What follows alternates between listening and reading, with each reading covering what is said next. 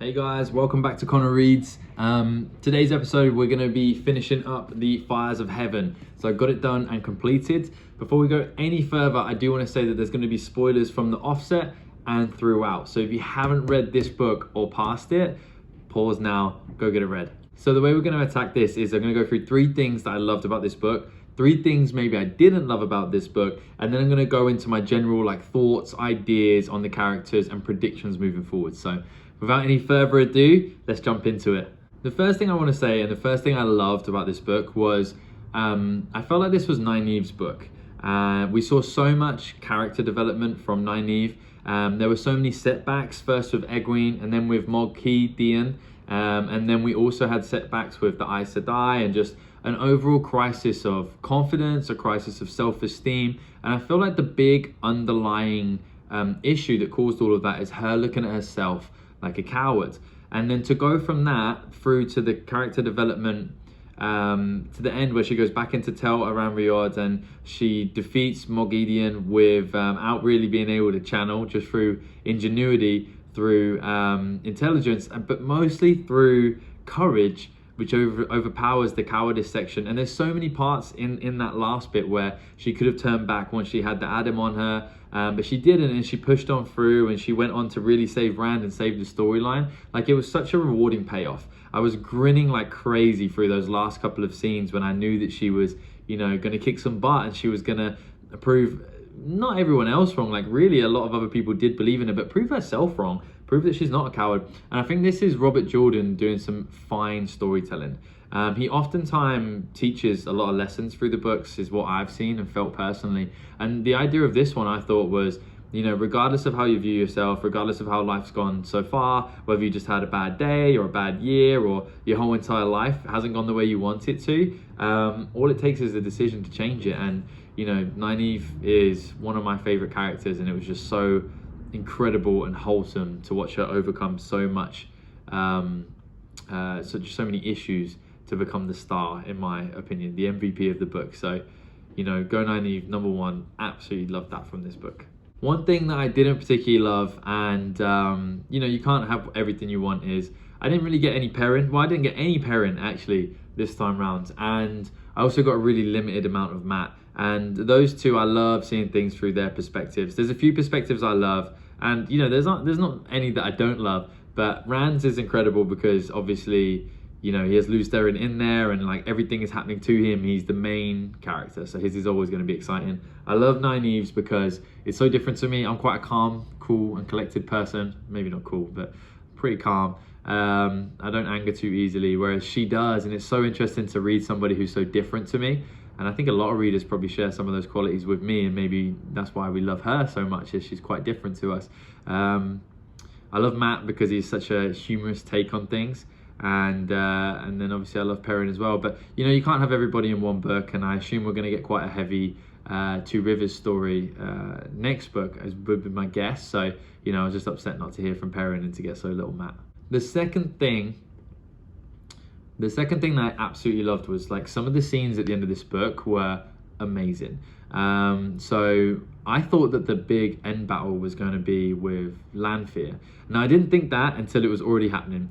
That was so abrupt. It came out of absolutely nowhere. I didn't expect Lanfear to be a problem at all for the rest of this book. I thought she was kind of decided she was going to be on Rand's side, and she loves Lews Therin, etc. And then boom, she's coming out of the car holding up a skinless corpse, if I'm not mistaken, of Kadir, and I was like, oh, it's going down. So that was amazing. That whole fight scene was absolutely incredible and descriptive, and probably better than anything we'd seen so far. And I thought that's where it was going to end. However, then really swiftly we move on to the battle with Ravin, and that was even better. In fact, probably twice as good.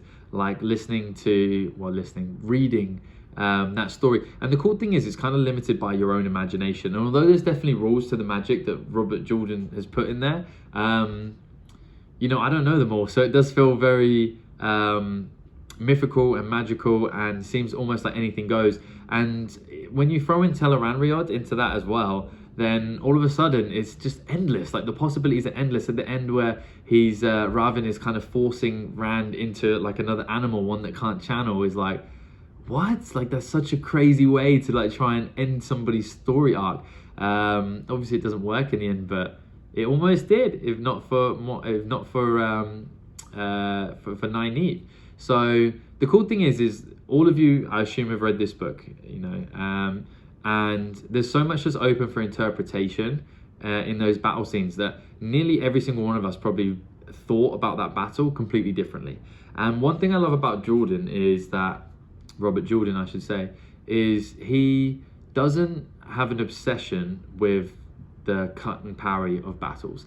And not to say that I don't like that in other authors, because some authors you need that. Like if I'm reading about Julius Caesar, then I need to know how the battles go down. It's important. That's an exciting part. But we're reading a book that's, you know, high fantasy. It's an epic. It's very long, and he doesn't have an obsession with describing, you know, each cut and each parry in a battle. His more obsession is having you understand the lore behind it, the politics, the decisions, the moral battles, the depth of the pain that some people feel, and the decisions, and really the outcomes and length and longevity of the story. And it reminds me a lot of when you read about like Greek mythology, etc. Like the story is just so big and so epic that we don't need to know every single blow that landed. And the way he describes the magical battles is, you know, amazing. So that was my point. I know I talked for like 5 minutes just on that, but man, some amazing battles. Second thing I didn't really like was Egwene, unfortunately. There's plenty of time for her to redeem herself, but she's not very likable ever since she's been hanging out with the wise ones. And I know her goal, I think having the Adam put on her really changed her storyline. Like she put the fear inside of her. But yeah, I think she's trying to, you know, find herself and become somebody who's never in a tough scenario ever again. But, you know, don't lose yourself while you're trying to find yourself, I suppose. And she's not very likable, especially for what she did with Nynaeve. So hopefully we can see a little bit of a U-turn. But yeah, she's not on my Christmas list right now. The third thing I really loved is we got like a much deeper scope of the upheaval that's happening in the world. And we see everything from like Rand's point of view and Moiraine's point of view and Perrin's, and you know, they know what's going on. But there's a couple of scenes where they're on the boat heading down to Saladar, and by them I mean Nynaeve, Elayne, and their gang. And essentially it's like a bunch of people they've rescued, and Nynaeve decides to bring on board, and they just go through like the disparity of it all, like how desperate everything has become, and how difficult it is, how little money they have, what their prospects look like. And you forget, like, you know, if we were in this world, we most likely wouldn't be the people making all the decisions. Everyone likes to think they would be, and I hope I would be as well. But realistically, I'll probably just be like a farmer, and I'll probably be very confused about what is going on. Do I even believe in magic? Never heard of any of these things. All I know is everything's too expensive. People are dying, and it'd just be, you know, a very desperate time. And it really raised the stakes. And Robert Jordan put those scenes just before we get to the crux and the end play of this book. And I just feel like it really set the scene effectively. Third thing I didn't like was Moiraine just died so abruptly, and I couldn't believe it. And this is something I called from the very first book. I believe the first video I ever did, I said, I don't think Moiraine makes it anywhere close to the end. And the reason for that is because she just was too good of a character. She essentially was like pretty much fully formed already, meaning there wasn't too much development to come from her. Like she already had fantastic morals, fantastic ethics, was willing to do whatever it takes to do the right thing, and was very proficient in what she did. So it's kind of predictable, you know. But damn, out of nowhere, out of absolutely nowhere, that scene came about, and she already knew, which is wild as well. The reason why I'm sad about that is because I just feel like she was so underappreciated by the Two Rivers people. And I get that they all probably thought, wow, she took us away from our life and changed everything. But I don't know, it just feels like, you know, like you underappreciate your mom and then your mom passes away. It just feels like a tough one. I miss her already. I miss her a lot. The only reason I believe she's dead is because Lan is, you know, free of his impulsion to, so I suppose, be with her. But I do have some ideas on that Terangriel. You know, there was beings through that thing, so I don't know what happened to them. Does the magic continue through? Is it like a Gandalf situation where they like fly through time and space for a while and then one of them comes back? You know, I don't know. But right now I believe that she is dead because of Lan's explanation. But yeah, R.I.P. Moiraine, probably the most judicious and pure character when it comes down to doing the right thing that we've seen so far. One small side note is the stakes have been raised. Now that people are dying, and pretty quickly, it just means there's risk with each scene, and that makes the reward so much better. I like going into the scenes knowing I don't want a lot of people to die. They don't have to, you know, but it's nice to know that that is on the table, meaning that you know, each scene I read, I can truly believe that we may lose a character, which makes me treasure them while we have them, and it's more exciting to read each scene as well. This next section, I'm just going to go through some characters, things I thought about them, my predictions, and just generally waffle about them. First character is Moghedien. She really struck a lot of fear into Nynaeve, rightly so, you know, and somehow like pulled Byrne out of Tel'aran'rhiod, which I still don't understand, by the way. It's kind of strange. That opens up a lot of questions. I'm 99% sure I just didn't understand it correctly, but I don't know how someone can go from only Tel'aran'rhiod into the real world at like full growth. I thought they had to be reborn as a child, and that poses a lot of questions. But Moghedien, I initially was very upset that she survived. Like, I thought she needed to die. However, I do think that having at least one of the Forsaken around to ask questions to is key and exciting, because they're so old. They obviously incredible at channeling, have so much information, and probably have like quite a close relationship with the Dark One. Maybe not close, but closer than other people. So like the level of excitement, mystery, and information they can bring to the story is amazing. So in hindsight, I'm glad she's still alive. However, my prediction is that she gets found and stilled maybe in the first couple of scenes of next book, because Nynaeve fed her something to make her sleep, and she knows she's in Saladar based on the information that she pulled out in Tel'aran'rhiod. So be interesting to see if she, you know, gets caught before she wakes up, and my guess is that she will. Similar to Moghedien, Asmodean. I was starting to really like that guy, you know. I don't believe that he could change, but I believe that he, you know, had completely swapped sides out of necessity. And he's really brought Rand on a long way, like with his teachings. The big question is, who killed Asmodean, right? And I was trying to think about it. It must be a dark friend, obviously. Surely, right? And surely it's somebody who seems like they're above suspicion, and they have to be close to Rand. And I feel like that is really exciting. My guess, I don't really know. I don't have like a strong suspicion, but I was trying to think, and you know, normally writers are really good at directing you away from who you think it might be. The only people who seem to be above suspicion are the wise ones. So my guess would be that maybe it's one of the wise ones. So that's what I'm going to put on record, but I'm not certain. I'm sure you can tell. Next is Rand al'Thor, the man, the myth, the legend. I do believe that Lews Therin isn't far away. Rand is dipping out of it, in and out of him so quickly in like nearly every scene. So predictions for Rand moving forward is like, it is so exciting to read his character, because it moves so quickly. Like, he's crushing all of the tasks that are being put in front of him. He's really attacking that aggressively, and yeah, I'm just worried we're gonna like run out of stuff for him to do. But he's doing an amazing job. If he is, you know, pretty central to the next book, which he might not be because he had so much page time this book, I think he'll be going after Samael like he said he would. I don't think this is the last time we'll see balefire used to kind of like bring people back to life. That was really interesting. And I was thinking, like, surely Elayne must be born again, his previous wife. I know we haven't had any predictions on that, and the prediction is like 3 women will love him, and we already know which 3 they are. But I mean, everyone else is getting reborn. Why not her? Unless there's something I missed there. But that would be really throw a spanner in the works. And of the 3 women who are going to love him, I think Min and Elayne, might take that, you know, they might take it.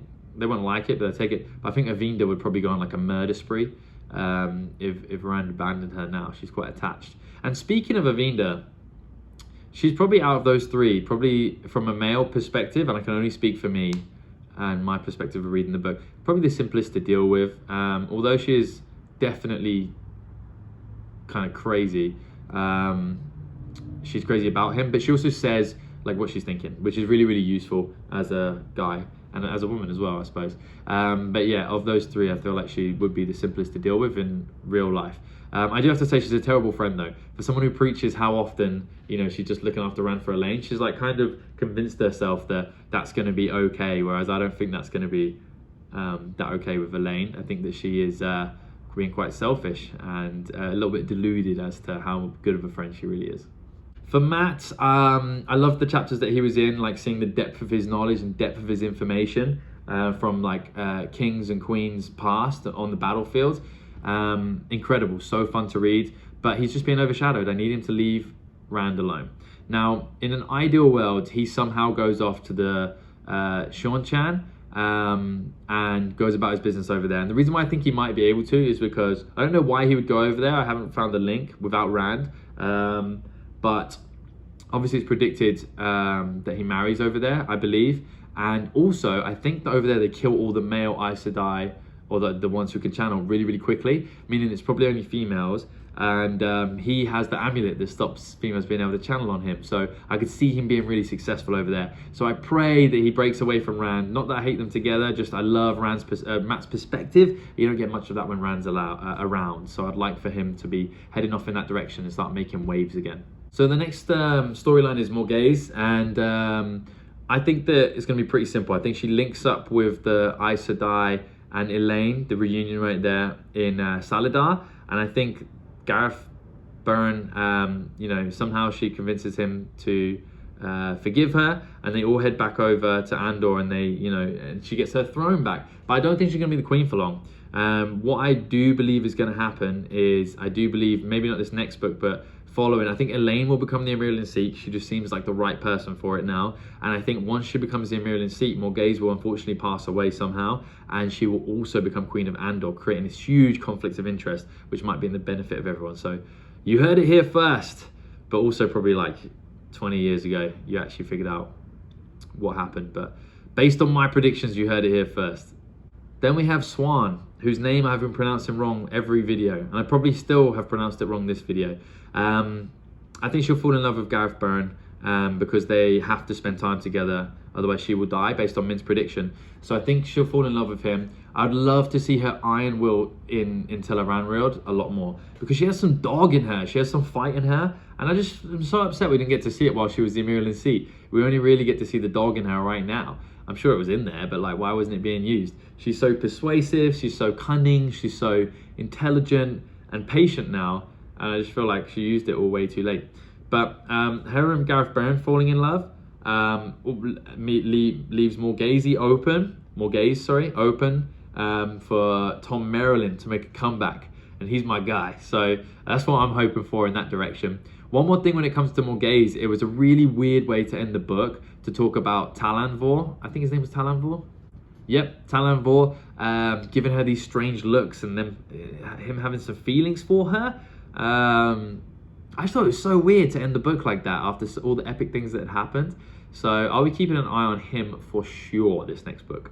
Next up we have Elayne. I already said I think she'll become the Amyrlin seat in this book, but the big tease with Elayne is that they're teasing that she will be able to create Terangriels based on her thoughts of recreating the Adem. Now, unless it's specific to that, she's either going to invent a Terangriel, or she's going to like create another one of one that's already been created. My guess, and I just thought of this right now, not even in my prep, is maybe she can recreate the arches that Moiraine fell through, which would be wild, because maybe Moiraine is still there. But it will also give them access to the foxy looking people that essentially murdered Matt but gave him all those powers as well. So that is an interesting thought. I'll have to dwell on that more, but it's unlikely. More likely she'll just create something that's going to be useful for them moving forwards. But yeah, that would be mad. There's so many loose ends in these books, it's insane. Like, there's so many things. The lore is so deep, and I love how Robert Jordan just mentions like small things here and there.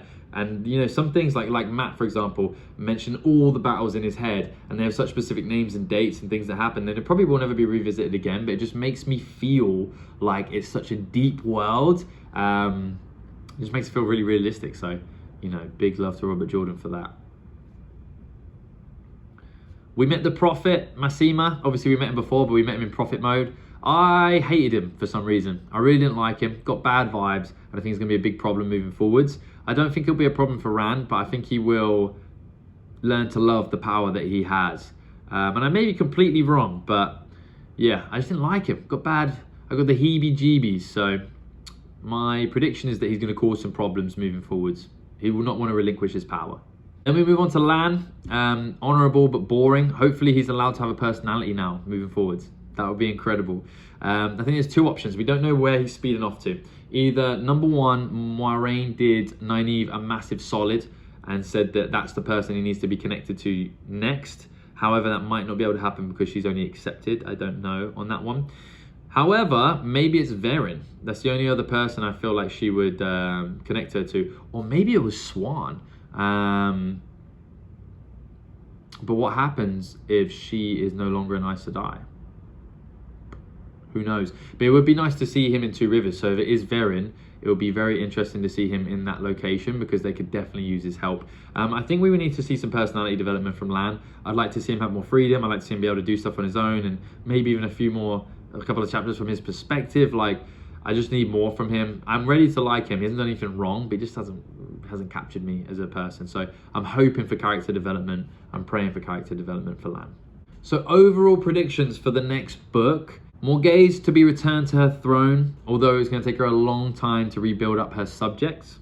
Elayne to be the Amyrlin seat by the end of the book. I think the dominating storyline should be Two Rivers for sure. We need to get back there. I'd love to see Perrin. I'd love to see, I can't remember his name, but the person who initially, was a wolf man and showed Perrin how to do that. I can't remember his name, but he ran with the wolves and he was awesome. I'd like to see him involved in that story. Maybe Lan in that story as well. More from the hunter, of course, and just, more information as a whole from down in that general direction. Maybe Padan Fain goes back down there, who knows. I also think that the battle for the White Tower will take place next book, and that's why Elayne will need to be the Amyrlin seat. That will be really important. When it comes to Rand, I think he'll battle Samael, and then I'm really, really hoping and praying that Mat goes off to do something, hopefully with the Shan-Chan.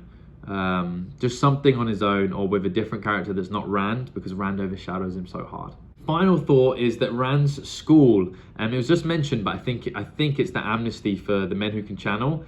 Wow, what a crazy storyline that's going to be. A bunch of guys slowly going mad, learning to channel from a dude who only figured out how to do it 18 months ago, but also has like a couple of 1,000-year-old guy in his head who is the best at it ever. What could go wrong? And that's everything for today's video. I really appreciate you guys watching. Like, comment, subscribe, all that good stuff. For my next book, I am going to read something outside of the genre and then come back to the Wheel of Time. I'm loving this series. It's absolutely incredible. And probably the best part of it is you guys. The sense of community you get from being a part of a community like this is incredible. However, I'm a big believer that variety is the spice of life. And I'm going to read a different genre, even though when I read that book, most of the time I'll be excited for the next Wheel of Time book. But I just feel like that's the best way to do things. I enjoyed the Wheel of Time books a lot more when there was one in between. So it gave me time to process what I'd read and get excited for the next one. So having said that, when it comes to fantasy readers, a lot of us love to just stay in fantasy, which is awesome. But if you do love any books outside of fantasy, maybe sci-fi, maybe political books, maybe self-help books, maybe autobiographies or biographies or any fictions or classics or romance or horror, like anything that you love and you swear by, it's one of the best books you ever read, just email me. My email's in the comments section on my profile, or just put in a comment on this video. I'd love to take some suggestions. I already have a few lined up. But for those of you who just love fantasy and just love Wheel of Time, I get it. It's incredible. I'll be back with the Wheel of Time shortly. Thank you so much for watching and have a great day.